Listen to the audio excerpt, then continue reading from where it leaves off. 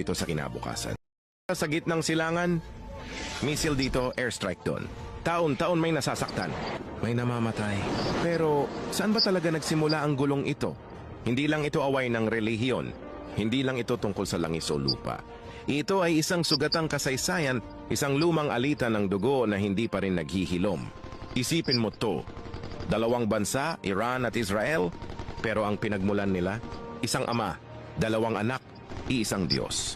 Tila simpleng pamilya noon, pero naging ugat ng pandaigdigang sigalot ngayon.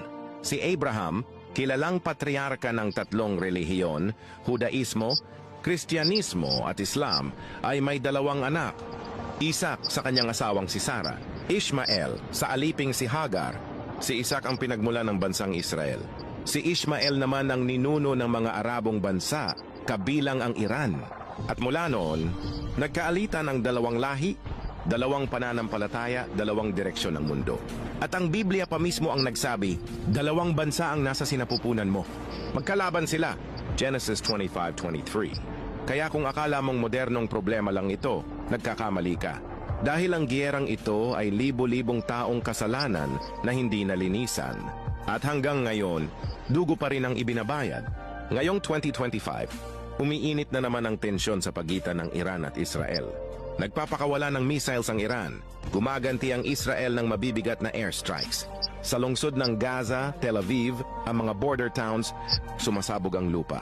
Nasusunog ang mga gusali. Ospital, simbahan, paaralan, bahay ng mga inosente, lahat nasasama sa bangis ng digmaan. Marami na ang nasawi. Mas marami ang nawalan ng tahanan, pamilya at kinabukasan. Sa likod ng kaguluhan ay ang mga namumuno ngayon. Benjamin Netanyahu, Prime Minister ng Israel, Ayatollah Ali Khamenei, Supreme Leader ng Iran. Pero kahit palitan pa sila, paulit-ulit pa rin ang bangayan. Bakit? Dahil hindi lang ito tungkol sa gobyerno, kundi sa ugat ng kasaysayan. Si Abraham, ang ama ng pananampalataya, ay nagkaanak sa dalawang babae. Isaac mula kay Sarah, Ishmael mula kay Hagar. At dito nagsimula ang tahimik ngunit malalim na tunggalian. Isa sa kanila ang tagapagdala ng pangako ng Diyos. Isa ang naramdaman ay itinaboy, kinalimutan, pinabayaan.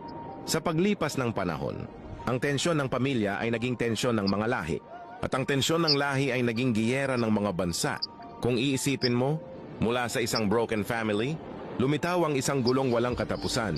At ngayon tayong lahat, tayo ang nagbabayad ng presyo. Ang tunay na aral, kapag hindi hinilom ang sugat ng kahapon, siguradong dudugo ito sa kinabukasan. Kahit gaano pa karami ang missiles, kahit gaano pa kalalim ang mga tunnel.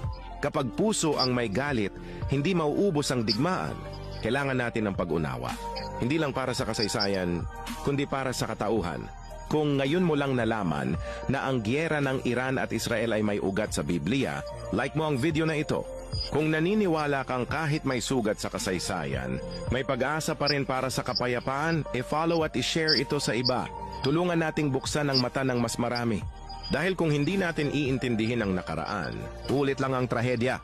Hindi mo kailangang maging sundalo para lumaban.